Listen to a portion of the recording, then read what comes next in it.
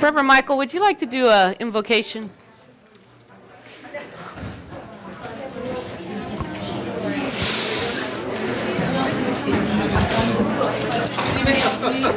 Everybody got a pad of paper and a pen or pencil? Sandy and David and Lisa.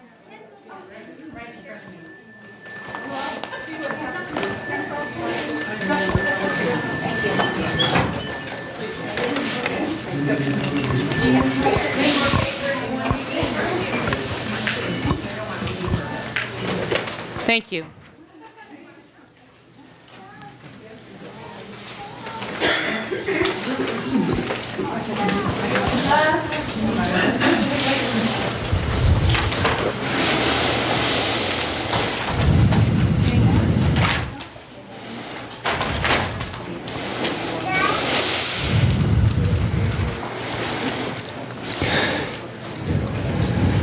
I invite you into yourself, into that inner self, your God essence right now.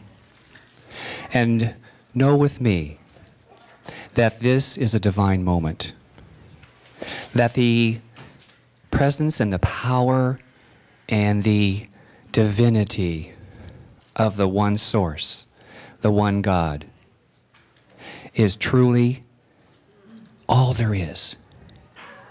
It actualizes itself through all of creation in perfect time, order, and presence. It is all things.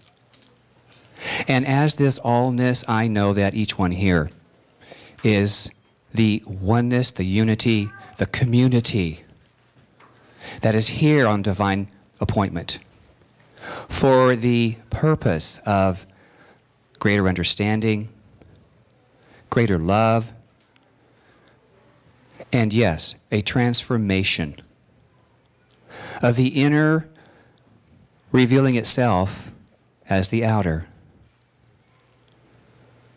A letting go of any preconceived idea, reason, other than the divine purpose of why each one is here.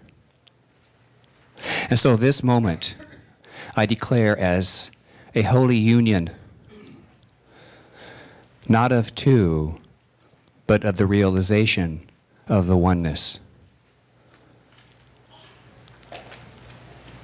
And so in high gratitude for knowing this truth at a very, very deep core level, I simply let it be. I release my word, knowing that the divine mind, the law of divine mind, has already taken this in and said, ah, yes.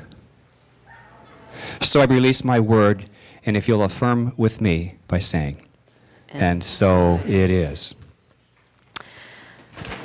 So we will be doing the community meeting and then the social hour. And then if you'd like to stay, we'll be doing a workshop to experience the true you.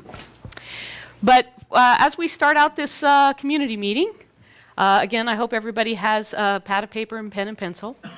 Michael and I, Reverend Michael and I, would like to share our vision, our rationale for our vision. And what we would like to do is have about, I'm going to say 25 minutes, for Michael and I to share that vision. And if you have questions, we'd like you to write them down. Oops, sorry. Okay. What we want to do is paint the whole picture. And as you are writing down questions, you may find that we may answer some of those questions, so you can scribble them off. Or you might find that your question changes, or that it got halfway answered but not the other half. So what we want you to do is be using that sheet of paper. And if you feel resistance come up, write the resistance down, write the question. And then return back to open heart and open mind to hear the rest of the vision and the rationale. And then once we are done communicating that, then we'll open it up for Q&A. All right? Any questions about that?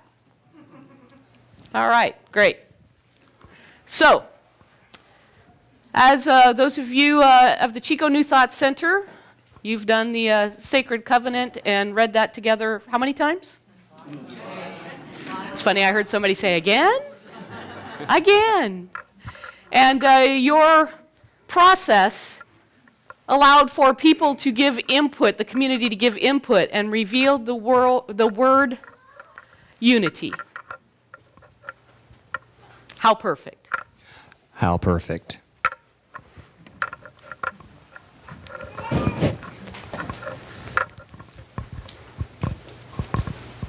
So I've shared with you my purpose, but I'm going to repeat it again because it helps me lead into what I need to talk about this morning. I'm here to serve humanity as a joy-filled voice of love and compassion, and then to embrace the spontaneous nature of spirit, thereby celebrating the abundant life.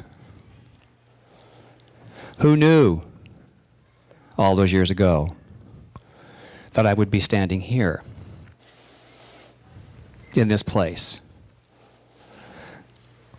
I cannot imagine doing anything else than ministry as a deep, deep part, a high aspect of my life. And so that love and compassion in the center is where I lead from. And I will speak to this now. The partnership that Reverend Kathy and I share is one that started a long time ago. I never knowing it would lead to here. Because in truth, it began here. And like life, you know, it goes its path. And many times it does circle back to something remembered, something tender. And it's not a going back. It's a creation of new. So I want to be clear about that. I'm not necessarily going backwards. I am stepping forward.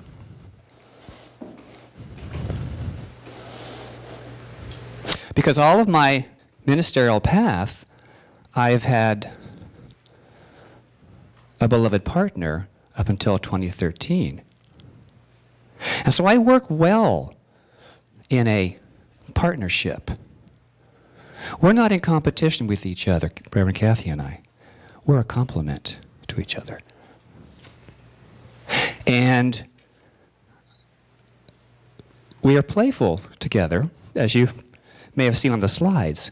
And those of you who've witnessed our relationship over the years, it's genuine, it's loving, and it is supportive. It's not it's not always a thumbs up either. We have permission to smack us up to our divinity when we're being less than. And that's a good place to be. It's a good place to be. She calls me to my higher purpose. She calls me to my purpose statement. Well, you know, as you can see through all of that, those of you who've read the bio know these things. And this is who I am in ministry.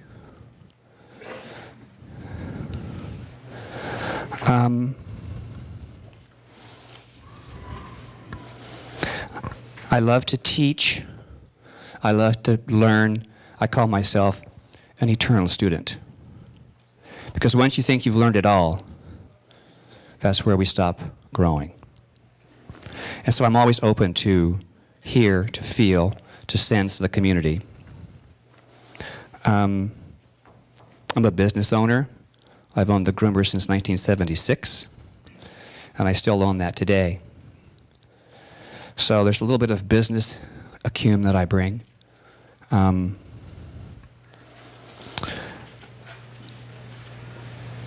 volunteer in the community. I do, as I mentioned, Look Good, Feel Better, which is hospice care. I'm just all over the place. Because as a member of the community since 1972, community of Chico, I know a lot of people. In fact, when my sister was here for my birthday last September, she says, and we were downtown, she says, You know everybody in town? I said, well, not everybody, but soon. Soon. So we have a great connection in the community. And some of it overlaps, but many times in the university community, I don't know those people as well as Kathy does. So we bring that to our mix as well. I do a lot of volunteer work for our home office through their conferences and such. I've served on new practitioner license panels, new ministerial license panels, and most recently ordination panels. And I tell you, that is so amazing to see what's coming up in the world in this teaching, to be witness to that. We're doing great works, and we want to do some of those great works. We want to begin more of that right here in Chico, because we're filled with a lot of people who know the principle, and they're able to then teach.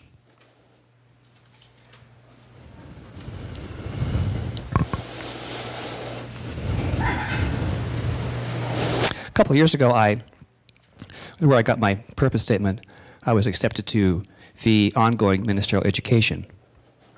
And Reverend Lisa's going this year, right? Congratulate her if you don't know about that already. It's an honor to do that, because that's where you really get to go deep. And so those are important things to feel. I was taught, don't brag. So Kathy had to pull some of this out of me, you know, because as I mentioned in our talk this morning, I do things out of compassion that really don't need a score for me. Okay, and the last item I'd like to address is what has been called the split. Do you want to hear about that? I thought you would. That's why when I came up this just now, I said I'm stepping out.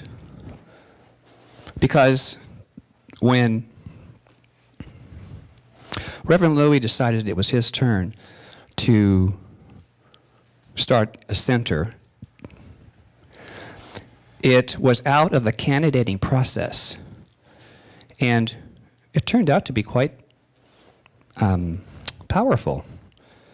And my comment was, I am committed to the Lakeside Pavilion, and I have an appointment with Reverend Duchess, because I was practitioner chair at that time. And I said, I'm a committed person. I'm here, you go try that. You go try that. Well, when it came time to sign the charter, before it even opened, and there were 55 people, I said, you know, I want to be part of this. I need to follow what I love, who I love, my beloved. So I did that.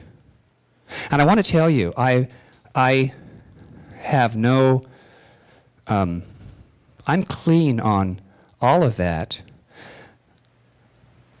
idea. It was not my doing, if you will, although I did move forward. I'm so glad I did. But I want to tell you about the meeting with Reverend Duchess. The kind of person that she is, in my view. She greets me at her office. It's our first meeting. She says, sit down. I do.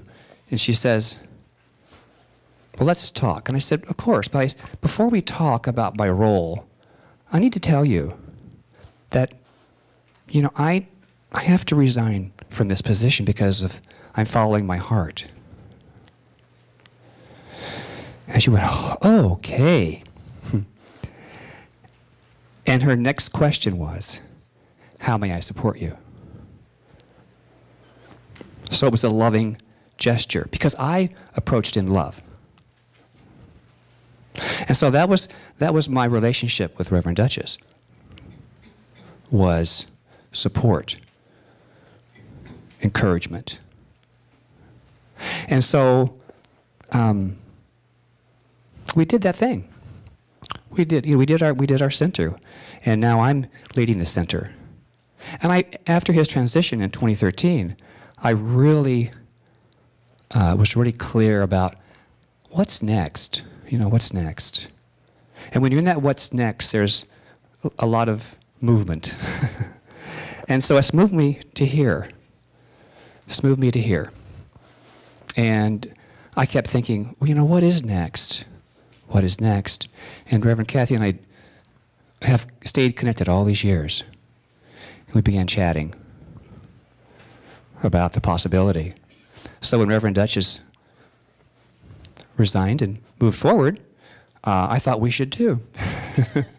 And once the idea came around, it was like a volcano or a rushing river.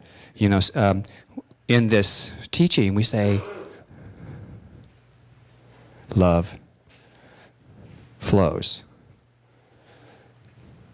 Love leads the way. For me, it was the love is drawing me to do this. Now, whether or not it culminates as here, we're okay. I mean, we're clean, we're clear, we've talked about it. What if? And that's an important place to be when you're doing this process. Because we do it because we must. We must try and to create and to honor the oneness of life. So, thank you.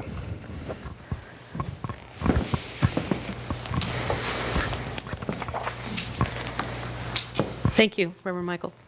And I, too, get a little uncomfortable when I have to speak about myself. I like my model and example to speak. But, of course, when you're in these positions, then what do people know about you? And it's even more awkward in the room because some of you know me personally, some of you know me professionally from the university, others of you know me through the center, and it's all over the place. So please pardon me if I iterate things that you are already aware of, but wanting to make sure that based on being in this candidating position that you're aware of the whole aspect.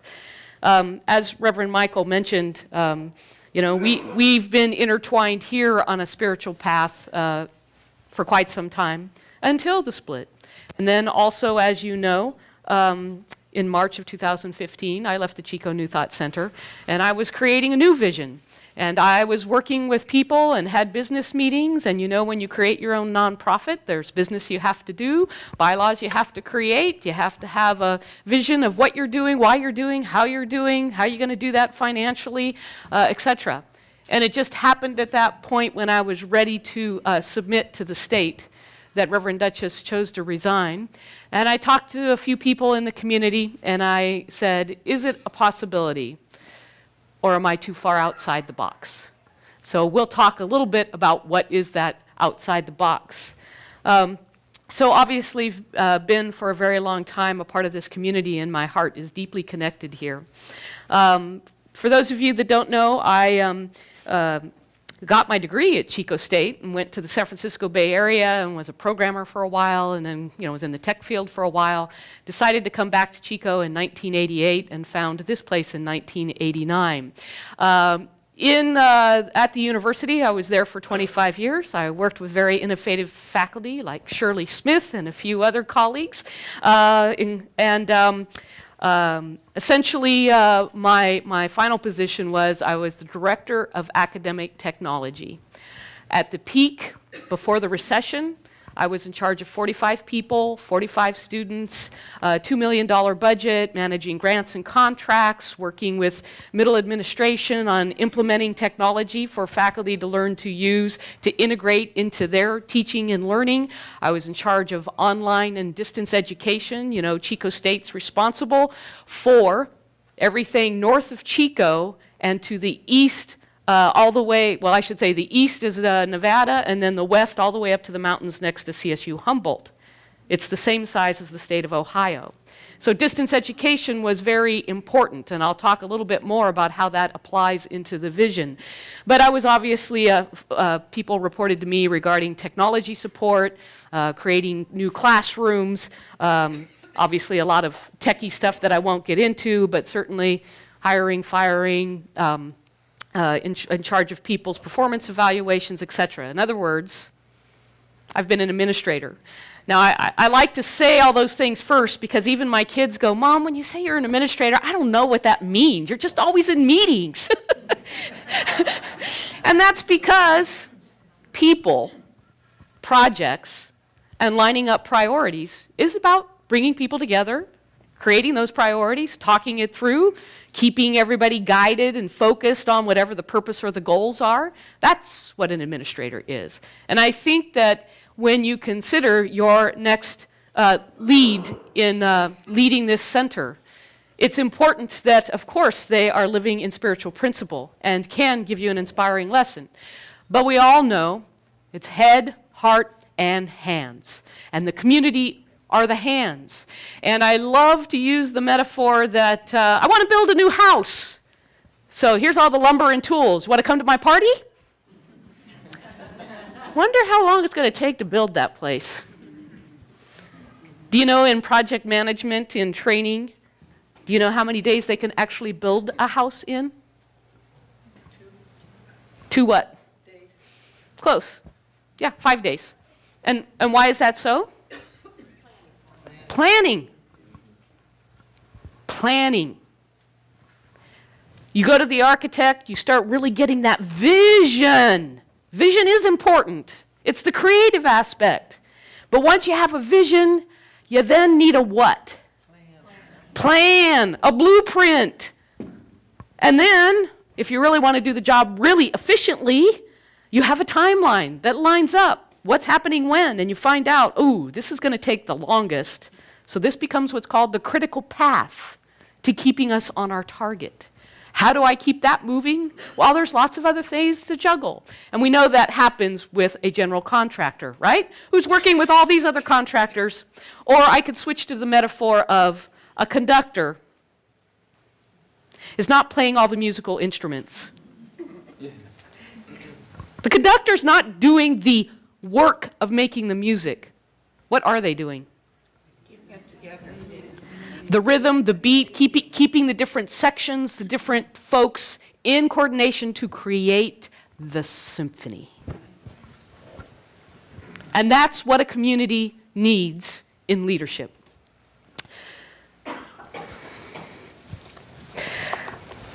I could go, I guess I'll just also speak to a few other things in that I have studied many different aspects of finances, both mostly personally, but I say that in the sense of both from my professional as well as from my personal aspect. Multiple streams of income has always been my philosophy. That's all I'm going to say there. And I keep myself fit, and I know Michael does too. He's got a fitness trainer. And what happens when you're exercising your muscles physically? Endorphins. Endorphins. What happens? You get stronger, right? You grow those muscles. And when we're growing our spiritual nature, like working out, we need to practice in our community, exercising our emotional and spiritual muscle. Again, leadership, and you already had a passionate and skillful teacher. I am very passionate about teaching and learning. I have never stopped learning, much like you mentioned.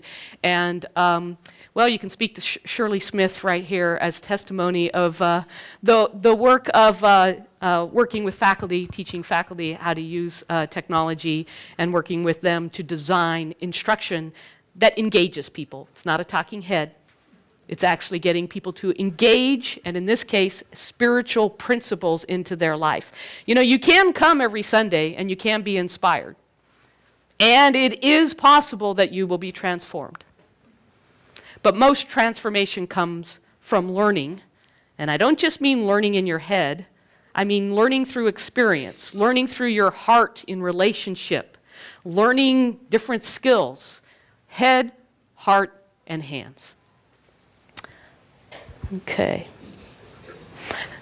I am going to move on from there. Obviously, you guys got to see the resumes, or if not, obviously we would invite you to make sure that you get to see that. So, I am asking for input. What are the tasks that a senior minister does, other than the inspirational Sunday? Outreach, so tell me more about outreach. Represent the church. Represent the church where? The community. Chico, right? City of Chico, right?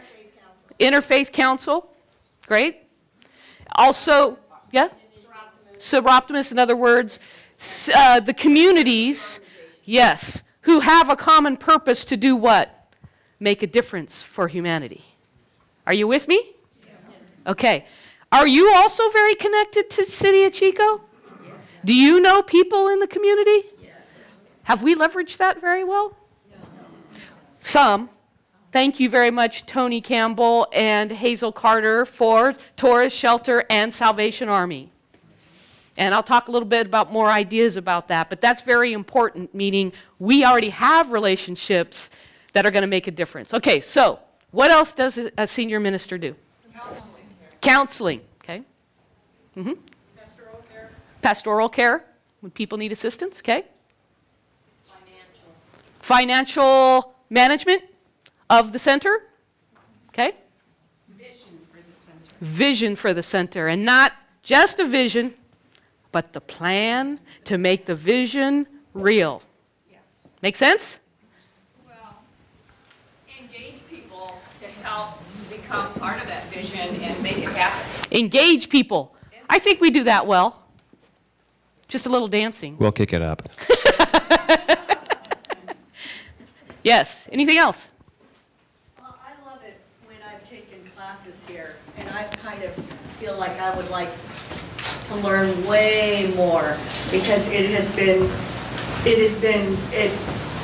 made me feel much deeper with the community, so I deeply appreciate it. Yes. In classes, you bond with others who can share their experience of life and how these principles may make a difference. Wonderful. A great place to practice is in classes.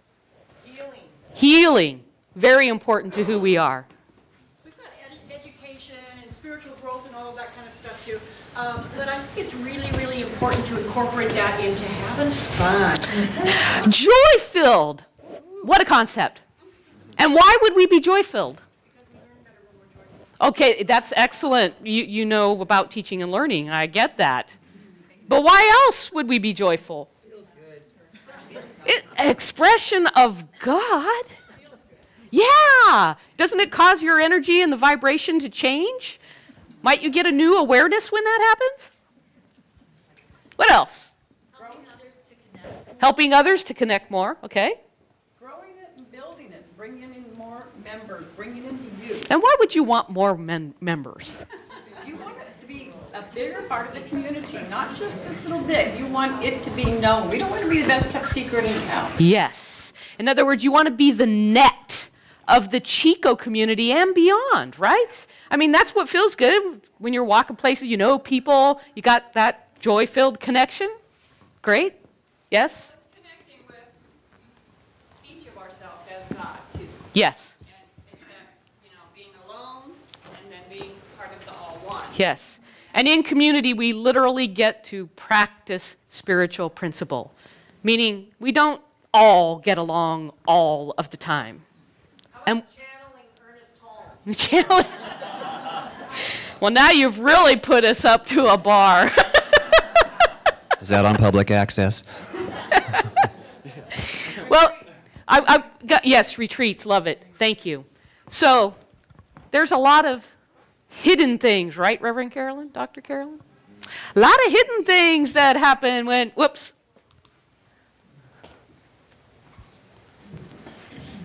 So this is what Michael is doing for his center. And I know in 2013 that as a staff minister here, a practitioner here, and a board member here, if you were a board member, you didn't know I was at the practitioners meeting. If you were a practitioner, you didn't know I was maybe in a class. If I was in a class, you didn't necessarily, in other words, there are lots of things that aren't visible to to everybody in the community. And making that visible, I think, is important, so that people are aware of what's, you don't get specific, oh, I met with member blah, blah, blah, but hey, I did a ministerial counseling session. Okay, everybody got to see some of that? No questions yet, sorry. Write it down. So, of those tasks, what has to be done from 8 to 5? 8 a.m. to 5 p.m. Board meetings. Do they? When I was on the board, we didn't meet during the day, but The business of the church. what has to happen at 8 to 5? Be a wing. So I can't make phone calls outside 8 to 5? Okay. Be available for someone in need. Yes. Be available. Okay? Okay? Perfect. So what happens after 5 p.m.?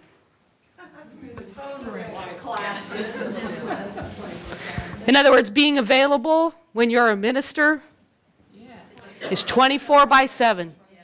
And I can say to you, even though I had left this spiritual community, there are people in this room who I took walks with, went out to lunch with, texted with when they were in need, emailed, visited. When you call us and you are in need, really how often is it, I need you right now? I mean, typically, a church is not an EMT emergency center, right? And what typically, I'm speaking from my experience, has happened is, I need to talk with you. All right? When are you available? Okay, you're available at this time. I'm available at this time. We're going to walk. We're going to meet at the coffee shop. What are we going to do? Sorry.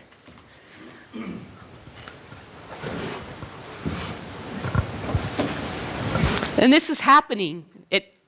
It happens. This is not something we're making up, right? So, isn't the top priority really about having a relationship with you? Yes. And I heard through the grapevine, maybe it was just grapevine, somebody said, well, if I called you and needed you, and your family needed you, what would you do? And I'm like, well, what would you do? That's why we're a team. And that's why two ministers in one. Two spirits in one. Availability. Not only that, let's please not discount the other ministers and practitioners who are in the community. And as long as there is somebody in the front office or somebody available, maybe it's on the website, maybe it's on the voice message, where you know when you need help, you can call somebody and we find somebody to assist you. That's really what you're looking for, is the relationship with you when you need it, right? I mean, that's the most urgent. So we have a new idea. We'll see how folks think about it. I think you want to know that your minister is thinking about you. How about in a conference call at 7 a.m., we all meet on a conference call and have a spiritual treatment together? Would you like that? Thumbs up on that one. Woo! All right. And 12 and 1 and 5. You know what? For you, we'll record it, and you can get on later and listen to it. Okay, I'm not going to spend a lot of time on this, but I've been through a lot of personal experience. There are all kinds of labor agreements out there. When I was 16, I was punching my time card in at Taco Bell. It was a time for task exchange. I've been in the union, I have been a middle manager, I've been a leader. A minister is always on. You could have a minister in that office 24 hours a day. Does that guarantee that you're going to have what you want? Because what are you really after? Goals and intentions about what you want to see happening, right? Time is not necessarily going to get you that. And this is a spiritual principle. We start with first cause, your intention. And if we're going to play around with time slots, we're playing not in first cause, but second cause, third cause, fourth cause. If we're clear what our goals are, and we're working towards reaching those goals, would you rather switch time or reaching those goals? So what is successful leadership? Let's take a second to look through that. I think we've talked through some of it. I think the key thing here is trust. That when you call, you trust that I will be available if I can be. And if not, there's others. And I'm not shifting that off. I'm saying, again, I've taken walks with people. I go out to lunch. You know, I forgot to tell you, I work from my home, so my commute is 2 seconds. And people call, you know, when I'm at lunch by myself at home, I don't necessarily take a full hour. There's things I can do then. And I've gone out to lunch with people. And again, I've gone out to walks. I put it in my calendar. We can do that. So why part-time? Okay, so this is very personal disclosure. I'll let Reverend Michael speak to his. I have 2 kids in college. I can't let them down now. And the salary, the full-time salary, Michael and I would actually split the salary if you were to choose for us to be your lead ministers. The tuition that Sue and I are paying for our 2 kids is actually greater than the salary that this center offers. And I've worked at Chico State, and of course now I work for the Chancellor's office. That's why I'm able to work from home, and I'll talk a little bit about that more. But essentially full-time ministry would be a possibility after my kids graduate from college. Reverend Michael? I think, as I mentioned earlier, I really prefer working in a group situation and a team and in partnership. And because as it says and as I believe, it creates balance for me, balance in the community. And as Reverend Kathy and I were going through this process for a presentation, there's, the creativity.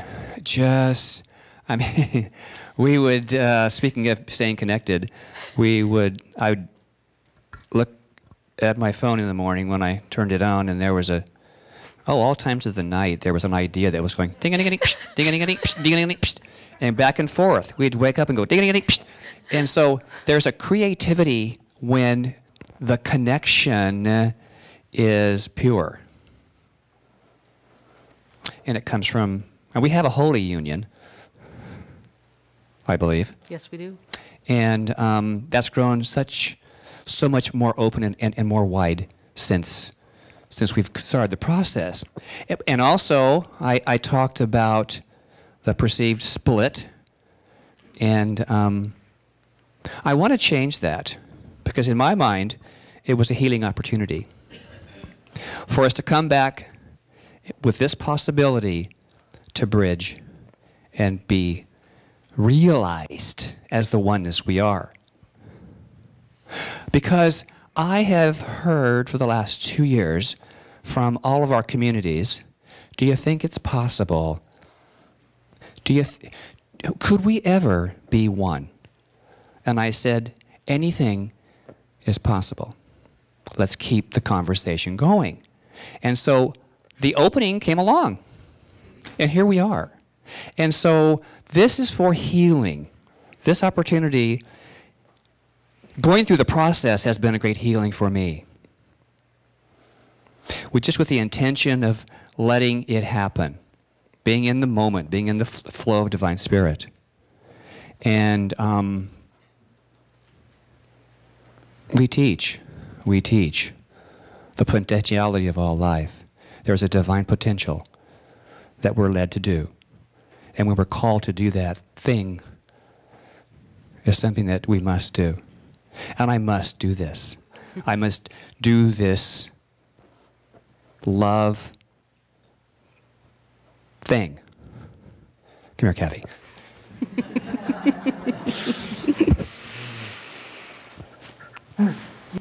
So, it's about bringing hearts together, in my view.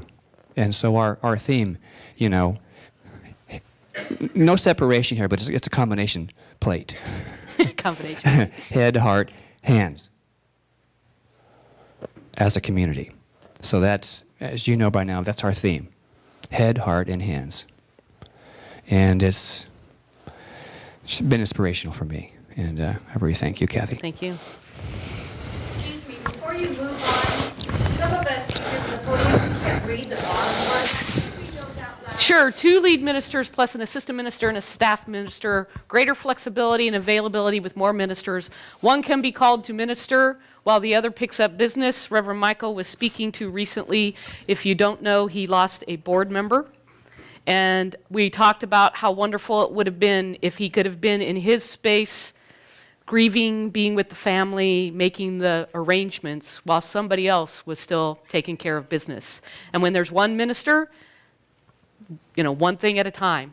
Multiple ministers as a team, multiple things happening at the same time. Two leading together can move forward, okay? And synergy and possibilities for the future. Again, as far as you mentioned growth, that just means more demand, more events, more projects, more classes. There's potentiality for growth here.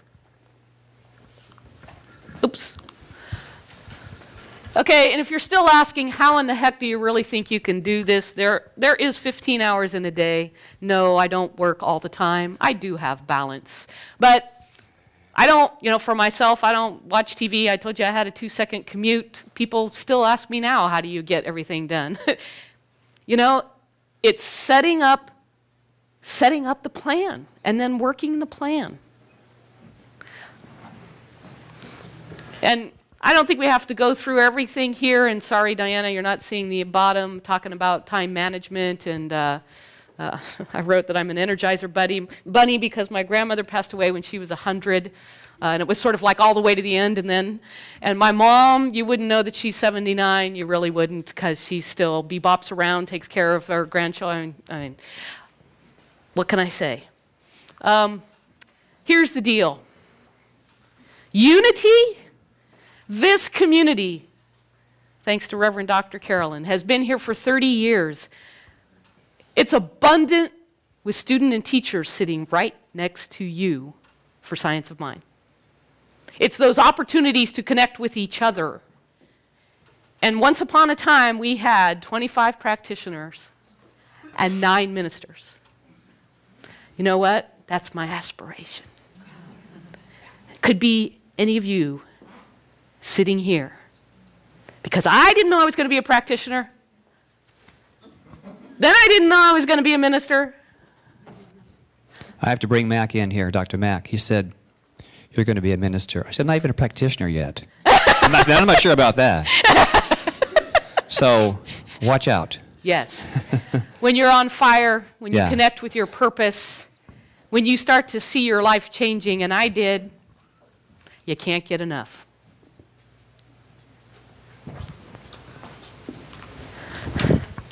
So why? Because putting all of us back together allows for more resources together. I already mentioned some of this. Loving, the learning, and the living. I say that because, you guys know what our theme is, right? Living, loving, and learning. How about loving, the learning, and the living? Together, more head, more heart, more hands. To demonstrate God in action in this community and in the city of Chico. So, we're organized already. We've sort of split up the tasks based on what we think our strengths are. And we may shift those. And then, of course, there are things that we would both be participating in. Okay? Just going to keep moving along. I mentioned what is collaborative leadership? I've been in jobs and I've watched people who become managers who are a little overzealous, who just throw tasks over the fence. It doesn't allow the people who are a part of the project to get the whole picture, get their head in it, get their heart in it. That's not what we're talking about. If I work my way up, competing is, we we don't have competition here, but I do think we have our own silos. I have this team doing that, they're not talking to this team. We got this person doing that, they're not talking to this team. So people are working and we're doing things, but that net is not being weaved. So we're about collaborating, which means getting everybody on focus for, here's the vision. That's why we're here today. We actually asked, because technically the candidating process says you'll come do a lesson in a workshop. And Reverend Michael and I said, can we have a community meeting? We think it's important to talk about the business and the vision that we have. And then getting the, I mean, it'll take time, but making sure everybody's on the same page about where we're headed. Getting that commitment and then seeing that we're all prioritizing, because there's a million ideas, but we will need to prioritize. I mean, we all know that. We have to prioritize when we want to buy something. We have to prioritize our time. So now I'm going to move into, we're suggesting that this center transform into a non-traditional center. What do I mean by that? Well, I can say simply, not just Sunday lessons, a few classes here and there. Thank you, Reverend Lisa. There is a blog from Reverend Dr. Jim Lockhart, who is a minister in, he was in Religious Science International, now a part of the Centers for Spiritual Living. I think he's a visionary and talks, an evolutionary. And I wished I could just summarize it for you. Love, if you're interested, love to give you the link. Last September, he wrote a book about, is the church model going away? And there are other articles that I read that literally said the Elks Club, the Rotary, and I know 2 churches in Chico, the Bidwell Presbyterian has actually revived itself, but it felt it was dying. And there's another organization that I won't say that will say our congregation is dwindling and we're not bringing any fresh energy and people. And it's happening because we connect in different ways today. All you have to do is look around and we text each other. Or maybe, I mean, there's lots of different ways that people are connecting. And the old models aren't working. That's what we're trying to say. And spiritual seekers are not just a Sunday lesson. Of course, I do think people will compelled to want to be a part of the community because the joy will attract them. But today, I know that in your materials for the application, we talked about community outreach. Do you know what the students today call community outreach? Social activism. Do you guys remember the woman who was here from Carry the Future, who talked about, she all of a sudden got an idea as she saw these Syrian refugees carrying their children in one hand and their suitcase in the other, and saying if she had a baby holder, she could have 2 hands free? And how did she do it? With technology. She got people contributing from all over the place, their baby carriers, found people who traveled on their own money to take those baby carriers to the Syrian refugee mothers. It just gives me goosebumps. That's the power of the kind of connection that is happening today. And that's, you know, that's just one simple example. You look it up. You'll see a lot of it. There's a lot of it out there, including the coming of the interspiritual age. Science, quantum physics, and I'm going to get to that in a minute. Also, this book called The 21 Skills of Spiritual Intelligence. So everybody probably has heard about emotional intelligence, right? That's been around for a little while. What's spiritual intelligence? And if Reverend Michael and I had the opportunity to lead this community, we'll do a whole thing on this, because how do you know a year from now that you've spiritually grown? How do you know? How do you measure that? The changes.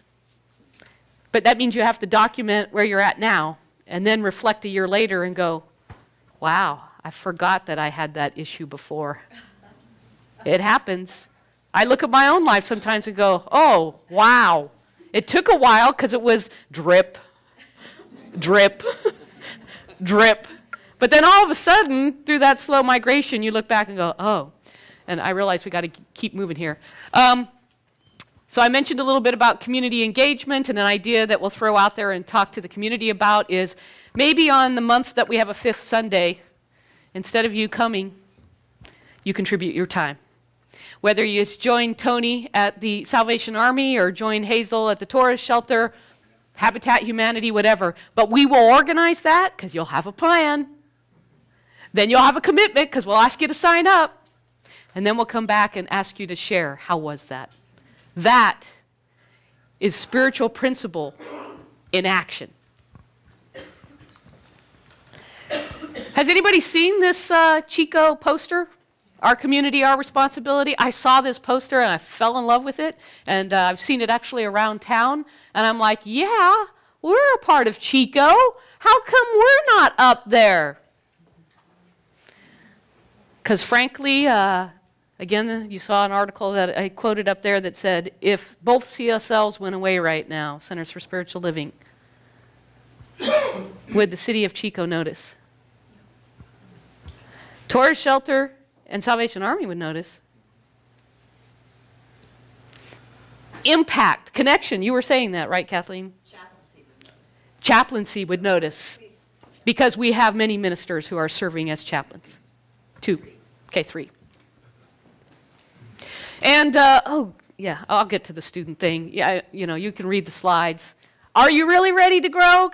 Because you say you are. But you know growth is outside your comfort zone. And just like Reverend Michael told the story today with the hearing aid, fix him! Eh? I love Bob Proctor's change is inevitable. Snip, snip. Personal growth is a choice. You know, we have lots of metaphysical authors out there, and Headquarters knows this, and Johnny is actually working with Headquarters a little bit on curriculum development. We have a lot of people in this community who could create contemporary curriculum around many of the books that have spiritual principles that we could use for book studies and draw people in who know these metaphysical authors and don't know that we're right here. And book studies so that if you feel like, well, I don't really want to take a class, but I'll read a book and now I want to integrate that. A vibrant learning community. You know, Chico State is a vibrant learning community. How connected are we? We just said Chico is, you know, a small city, yeah. I have to say, as a faculty person at Chico State, it just amazes me how many people, not just in the university community, but in our community, when I say where I go on Sunday morning, and I tell them what the name of it is, and they say, what is that? And where is it? And I heard that you guys don't even believe in God. And I mean, yeah. We are not known out there. Yep. How do you propose to get us? I have so many ideas I can't go through them now, but let me tell you, because I went to the Parliament of World Religions and had an awakening that sustainability is all religions and spiritual. It's a project. Our Mother Earth is calling for us. And that is a unity regardless of what your faith is. Like, you know, do you want to remain here on Earth? And as you speak about that, I went to the Sustainability Conference, and I love that Peter Melton had a topic that he called Soul Sustainability.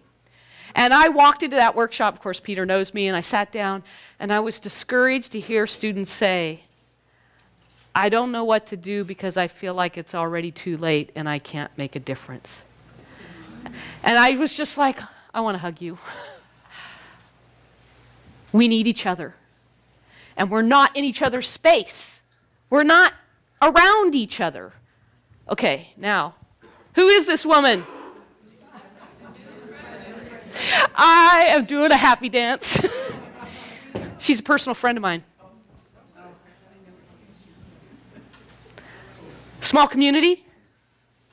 I just have no doubts, and you know, seriously, it'll take me a whole another hour to go through ideas that I have. But we don't have time for this, unfortunately. please email me and let it send it to you. This is a sort of like a cartoon that literally speaks to what science is finding, in that the observer is changing reality by observing. Yes, Ms. Brainology there. You've got to see this. The first 2 minutes are like, and what did Ernest Holmes say? Science and religion will come together. You know what? That was then. This is now. Why aren't we studying these things? Right, Johnny? In case you need more proof. Okay, I know, we got to keep moving. So I'm just telling you there's a lot out there. And I want to ask you, do you care if someone in Orland would like to learn these principles? Yes. And what if they can't drive at night, but they want to take a class? You know, Chico State, I had a lot of faculty at first say, oh, we don't need to do that online thing. You know what we discovered later?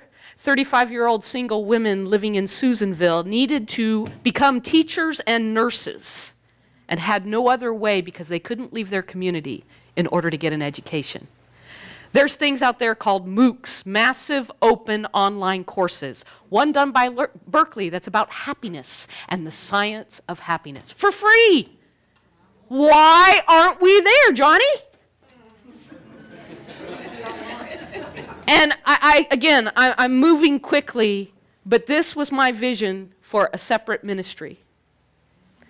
Should we be honored to lead this community, I already have head, heart, and hands. Otherwise, if we don't, that's fine. High participation, low attachment. And I will go on. And I'll build separately. All right, gonna move quickly. Did I skip something there? Well, I'll use one more example. I have a friend who I don't talk to a lot, but anybody on Facebook? Of course, I stay connected to all my cousins that way. I have a big fat Fernandes wedding. In other words, I have a big Portuguese family. And, but this woman that I know from a long time ago, we just sort of, happy birthday on Facebook or whatever. And I found out the other day she was in a head-on collision.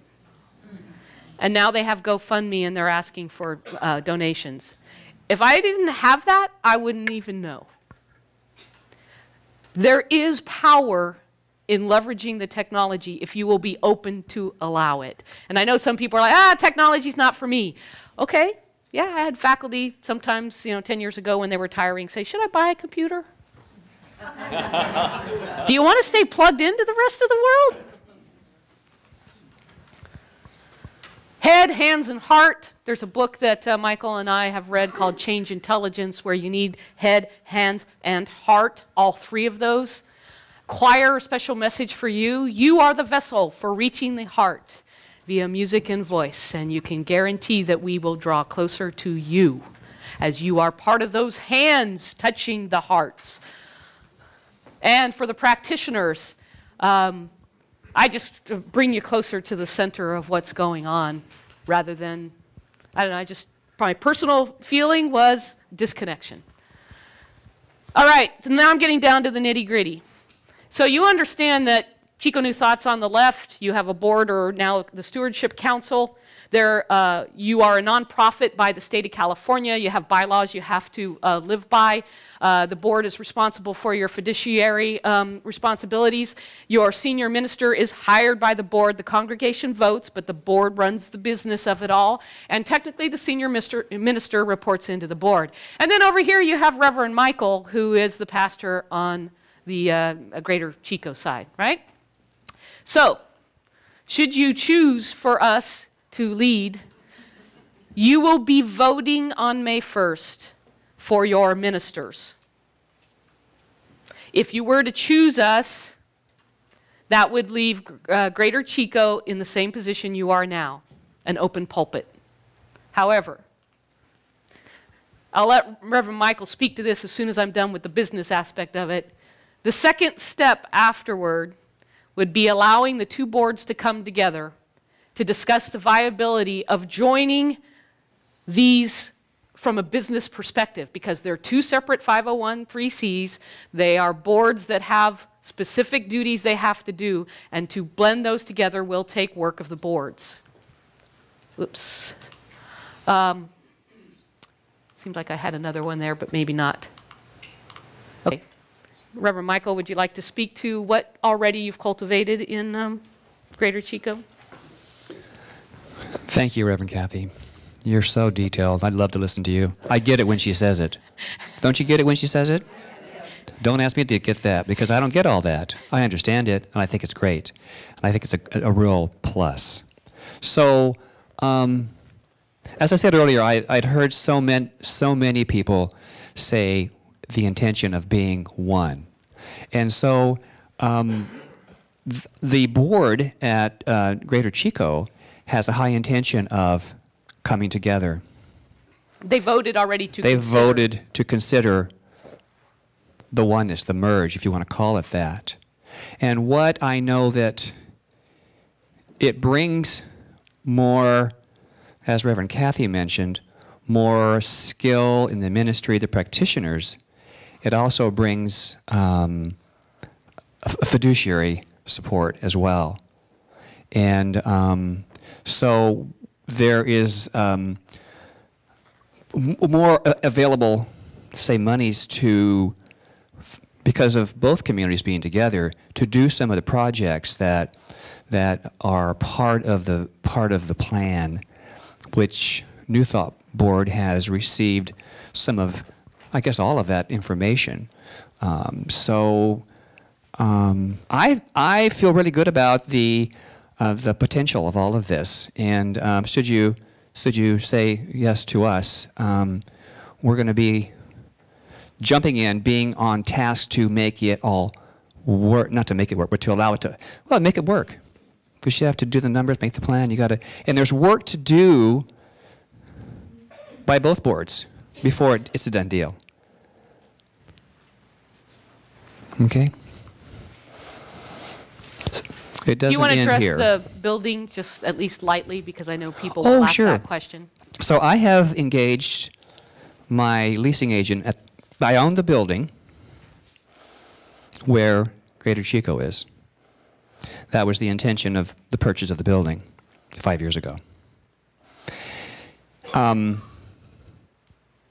realtor has come and has reassessed some of the spaces as far as leasing space. One of the ideas is to have a smaller space available for the use possibility of more classes, more OLLI in Philadelphia Square. Retreats, workshops. Yeah, there's retreats, workshops, online things. There was a wonderful luncheon with the marketing group that Ted steers. And to market it out in the community, here again, reaching out in the community, saying, here, this is who we are. And so the board has all those figures and all of that fiduciary information. And so it's a possibility. It's a possibility to grow. Because I think for some it's important to keep, say, the sanctuary, the sacred space. That's what I've heard. And then to do classrooms around. Although this is a good classroom space, I really enjoy it. But you can only have so many going on at one time. yeah, so it gives opportunities to have same day, same time, same evening classes and events. Not only for us, but for the larger community, for weddings and different small meetings in the community. So once we were to branch out into the community, there would be Chico State, there could be all kinds of... You mentioned that Philadelphia Square had lots of businesses and they needed space. Yes. And I know that the city of Chico has recently started charging to use their space, and there's a lot of nonprofits looking for places to meet. Look it up, it's on the ER. So I'm coming to the end here. We mentioned about it would be the board's work to join the two centers together. We talked about high participation, low attachment. I'm curious, answer this question for yourself. Do you believe in your center's process? Do you believe in your leadership in the selection committee? You were part of the co-creation process? Did your sacred covenant prayer? Do you trust the prayer after repeating it 25 times? Because I am that which thou art.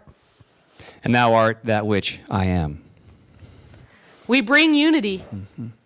We bring compassion, connection, growth, expertise in teaching and learning, which is really the philosophy of the science of mind. Sorry. Gosh. We are centered in spirit.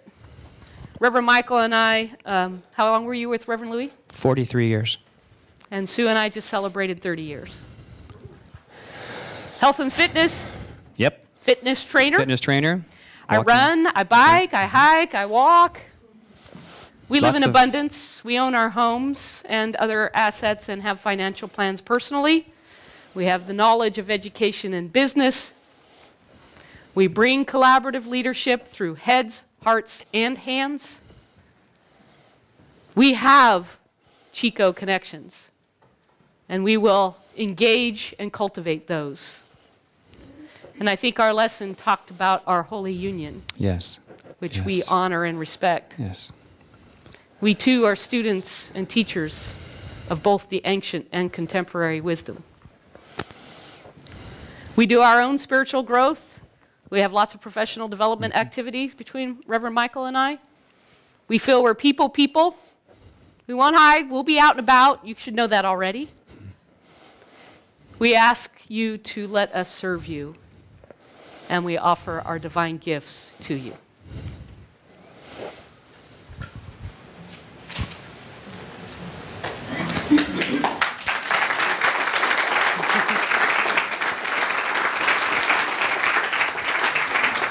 So, questions. They may want to be mic'd if, yes, Spring? The main question I have comes up at the end. Can you all hear? If you are chosen as our minister, is the other center emerging? That's a separate issue.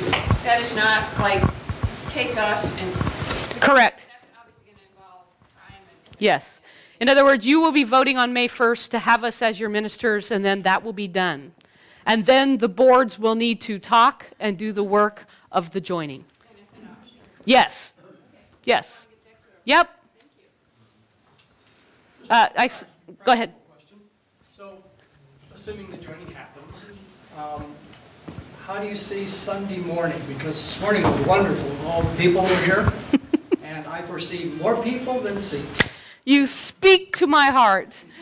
Why would we want two buildings? I don't know. You know, that's an excellent board immediate problem, isn't it? If all of a sudden it revealed to you that you were growing, would you say that your sacred covenant worked? Yes. Thank you, God. Catherine?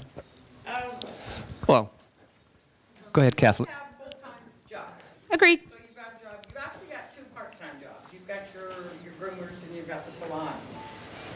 The groomers That's the is same- the salon. I'm sorry, and GC. Okay. Was it ever a thought for you, Kathy, to join Michael there and make that center a different center? Because as I've heard from Dr. Carolyn and Duchess and Susie, that a minister is a full-time job. And then let this center get its own new minister. And you would have two very viable centers. I mean, Chico has proved that two centers are viable in this town and give people options. People always like options. Sure. And it gives you the growth. It gives each center I hear you. growth. It's looking at, Yep. it's like people going to a Catholic church versus a Baptist church versus a Methodist church. People like options, they need options. This gives us two options, and yet it gives... Actually, it was going to give us three options when I was going to do the online thing. And I hear what you're saying. I would say a couple things. One is, Reverend Michael and I haven't talked about that. Because No, we're not. we're focused on the healing and the unity and the power we feel with the relationships we have here. And, you know, I'll say from a financial perspective, you're splitting the financial resources. And it's not, I don't think I'm saying anything to Chico New Thought here if you attended the annual meeting. That's all I need to say. I don't need to get specific about that. I think that the power of bringing it all together immediately brings an abundance that hasn't seen. It's just going to be different. Mm-hmm. Good question. Catherine? So each of you has an outside job, Mm-hmm. and yet each of you want to be part of the ministry here. Mm-hmm. So we have been used to having a minister in the building that kind of ran the day-to-day stuff. So have you worked out how, is there going to be a minister here? I saw briefly that you had different types of categories that each of you would kind of be in charge of. Right. But are you able to tell us that someone will be available to help run the day-to-day or have a plan for that? So a couple different things. One, we're happy to schedule office hours here because I can make time on my job. I've already talked to my boss about reducing some. And then Reverend Michael is already full senior minister by himself doing his job, and the pastor. And I'd like to speak to that just a little bit. It's my intention to move into more of a full-time position in the next few years because that's just what I want to do. And I've already, diminished some of my, like 1 more or 2 more days. So, we've talked about what would that be like to be here on site, and then what would it be like to have the office administrator as part of this package as well. And that's all the fiduciary stuff, but that's a good question because it's one of the top issues and top concerns. Is being available and having a presence here in the center. And, I'll also say that I've talked with the board about this organization has gone from small to large to small to large like a rubber band, and we've never right-sized the organization, and that's my skill set. In other words, I guarantee you that if we do get offered the job, that I'm going to work on budget, finances, talking to the board to make sure that we have technological support, not necessarily 8 to 5. And I think there are things that we can do better, even connecting with each other. I talked about some of those powerful things that allow us to continue to move and plan together by being electronically connected. So I think that there's some efficiencies that can happen on that kind of stuff, as well as I think that how we think about one office manager who's only here during this period of time, I don't have an exact answer yet, but I'm going to say I want to start with, where are the job descriptions, what are people doing, how much time does it take, and really looking at the whole organization. You can't build a second story on a building that wasn't built with the foundation to grow. And so if we're going to grow that quickly, we need the organization to be right-sized to have a foundation to build on. Thank you. Amen. Thank you. Reverend Michael, I'll let you choose. Yeah. Mm-hmm. I just have a question for, I don't know, for myself at least, a little more clarity on. We finally own this building, and it's been a lot of work. I've been a member for going on 6 years now, so I'm pretty new, but I feel like I've kind of grown with this building, and the good feeling of not owing. And so by taking on, another facility, that I'm wondering about the financial part of it and how that's going to work. Yep. And so a couple things. As you know, it's numbers. We've looked and we've shared with the board the GC numbers with the Chico New Thought numbers, and you need to make sure we're looking at the whole picture. And I'm not going to sit here and go through, although we could do that, have a community meeting and go through those numbers. I'm going to say, please speak with your board, because it'll be the boards that need to make those decisions. Johnny? Kathy, if I may, they have talked to us about those numbers and what we're doing, and I've already looked through those numbers myself since I was treasurer and now president. I don't know how I did you so the point is, we've looked at this to see if it's viable. And I wouldn't be standing up here if I didn't think it was viable, because I did run the numbers, and I run them several times. So if you have any needs at all, talk to one of us. We're happy to answer it. Let me just reiterate what I said earlier, in case it wasn't real clear. By joining the communities, you know, there is, let me see, what's,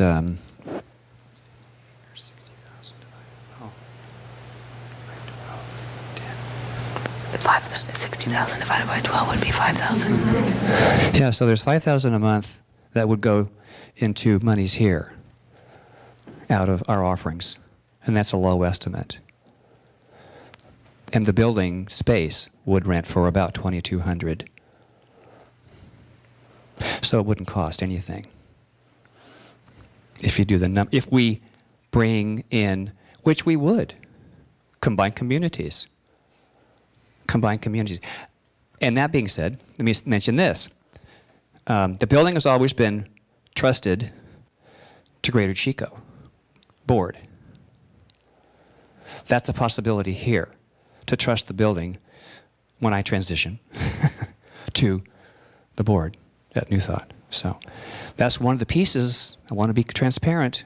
It's one of those pieces that that's part of the package. So. But again, not low attachment. I mean, we're putting out possibilities, and it's just so much fun and creative. So, good question. Well, and you know, honestly, I bring it up because, Oh, yeah. yeah, I can't go to all the council meetings because I work. Mm-hmm. But I know that there's been always a kind of tug of war as time has gone on with, okay, well, you know, I'm the music manager, so support from the music, for music.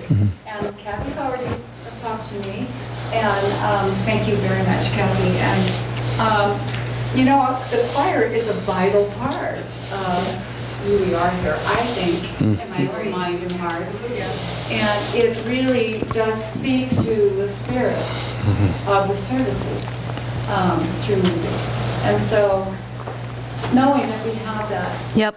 This is why it's important that this organization does not dwindle, because the decisions financially will become more and more and more difficult. Yes. Denise. I have a few questions for you. So you've talked about how the board, you're the board at Greater Chico, where they stand in discussions. How does the congregation feel about it? All that has come to me has been that same question. Can it be, is it possible to be one? And as far, to me, I've not heard. Now, if anybody else in my congregation that's here has heard, I'd like to hear it. Not right now. Maybe, I don't know. But tell me, you know, come to me. Come to me. And Michael, when you say that, it's not like two people have said, yeah, go do it. You have shared no, with me and somewhere yes. like 20 emails or something from people, right? Right, right. All very supportive in this idea. So it's a lot of energy that's moving, and so we're just going to see where it comes together. All right, my next question is, so I've been watching West Wing a lot lately, and there's a phrase that's very common. I'm here to serve at the pleasure of the president. Yeah. And I felt that that's a very traditional way that centers are run. And you said, I can't remember your exact words, but you have a non-traditional approach. Do you feel that we are here to serve at the pleasure of our ministers, or is the ministers here to listen to the community? Would anybody from the board like to answer that based on what we said to the board yesterday? I'm serious. Do you remember? What I was exceedingly impressed with our meeting yesterday, and we will also be meeting with Greg and Christine next week. Yeah, we give us a microphone. We met for 2 hours yesterday with the two ministerial candidates and asked them questions for over 2 hours. They gave us their vision. We also will be doing the same thing with Reverend Christine. What I heard yesterday was a combination of serving as teams, working together, not top down. This was a very, very strong team effort all the way through. Everything I heard was, how can we do this together? We'll listen to you. We want to hear what you have to say. How can we work with you? It was not, we've got these ideas and we're going to put them on you. It was really, we're listening, we're hearing, we want to know, we're open and available to hear what you have to say. I was very grateful to hear that, because I think that's the way we need to work. So it was a very nice, good feeling about the question and answer process that we went through, as well as any other sharing that went on. It was sharing. It was not one way. And thank you, Johnny. Appreciate that. And Denise, I want to add one more thing. When I lead at the CSU Office of the Chancellor, I say to people, you know, when you're a leader, I've experienced those who think they're 20,000 feet in the air, they can see the ground, and they'll tell everybody what should be done. And I always love to say, and if you don't listen to the people with their feet on the ground, your army is going to end right up in the quicksand, the landmines, and the tripwires. So you better be listening. I guess my last question is, if you were not candidated, I'm very impressed with the vision that you communicated. If you were not candidated, would you disappear? I would probably, I mean, just without Reverend Michael and I talking, and again, we have not talked about that because we've put all of our energy and faith in the potentiality. The next thing we would do is go into prayer and say, what's next? Because it's obviously pulled a whole lot out of us that we have not put anyplace else but right here in front of you. So we would take all of that we've pulled from each other and say, what's next? And I would say by default, my thought would be, okay, go back to what I was originally doing, March 2015 to September 2015. I already had a vision. I just caught the serendipity. Very good. Yes. I'd like to hear your vision for the youth. Excellent. Vision for the youth. The vision for the youth. Yes. And that is the lowest in my experience of being here in this community since 1989. This is a little bit of a political issue because there are some folks who feel comfortable where we're at, and what does having youth in the community mean as far as, do we have some common values in thinking that this community should be around for the younger generation, and that the younger generation, based on the wonderful lesson they gave today themselves on the butterfly and the transformation? So, of course, you know I have children, Shauna, and of course I have a vision, and I'll give you some ideas. I know when I was a mom, you know, when my kids were younger, on Fridays I was just like, all right, now I have to make dinner. What are we making tonight? And it's like, you know, I noticed that Bidwell Presbyterian has a spaghetti Friday night dinner so that the kids can come and the parents don't have to make dinner. And then it's a community and the kids are running around. It's very vibrant.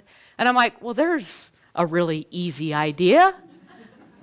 Now, that's just one idea, but the point is that if we really are serious about the growth of this community, and we really feel like this philosophy makes a difference in people's lives, don't we want families here? Amen. And not just the younger youth, but how about a youth group again? Yes. Yes. Absolutely. Yes.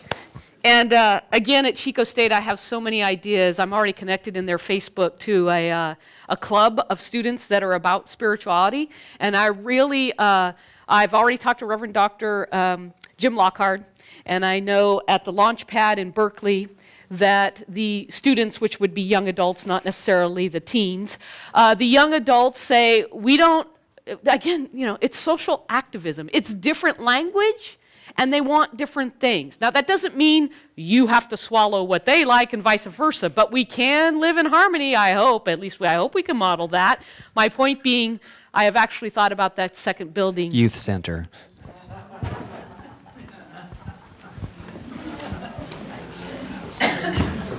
I've got an unusual question. You speak a lot about technology. How would you help those who are not technologically moved? I'm so glad you asked that question. I didn't put it in there. So, I'm going to be honest and say that my half of the salary will probably end up going mostly back to the church, the center. Because I would love to buy, I'm going to make it up, 5 iPads and have them around and have students assist in many of us connecting technologically. Now, you don't have to if you don't want to. But I have a lot of ideas about how we connect with each other, the projects that we would be doing. I mean, there is so much amazing applications out there. For instance, one of them I joined is called Whole Life Challenge. And, you know, it's good to be drinking a lot of water, making sure that you exercise, having time for yourself. Well, this is an app that has you report in at the end of the day, how did you do? Did you drink that water? And I'm like, where's Peggy? Peggy here? I already talked to Peggy and said, you're building us an app. And the app is, at the end of the day, you check in about where you are with your spirituality and the different things that you did. Did you act in kindness today? Did you do your affirmation? And blah, blah, blah, blah. I have so many ideas. Now, granted, some of you may say, I could care less about that. But the point is that there are many things that even us connecting with each other, and again, technology can be intimidating. And I think a lot of people pretty much say, it's too much. But I think there's lots of other people who say, if you just show me, I'm open to learning. Why not have the learning happening here?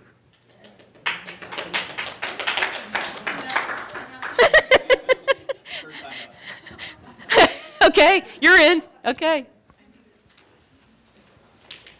Why iPads when there are others? Pardon me? Why use iPads? Well, you know what? If you want to surface, fine. You know, I'm a techie. I'll take both. Sorry, that's just, I'm fond of Apple. All right. True confessions. But I use a PC for the Chancellor's office. So. It all emulates communities. It all emulates community. And you know what? I'm glad you said that, Ted, because the internet, there are more people connected than have ever been before in the entire world. Not because of computers, because there were too many third world countries who couldn't afford a computer or the electricity. Because of mobile phones. And when I taught religious science online in 2001, I taught people in Boston, in South America, in Washington. Some of them have become ministers. Some of them have said, when are you coming to Boston? I want to meet you. And I want to say, come to Chico, because we've got a retreat, and you can go to Sierra Nevada, and you can see Bidwell Park, and you can come see our community. And I'm telling you, once people online take a course, that bonding happens and they want to come get to know you. Are you ready for lots of guests? Yes.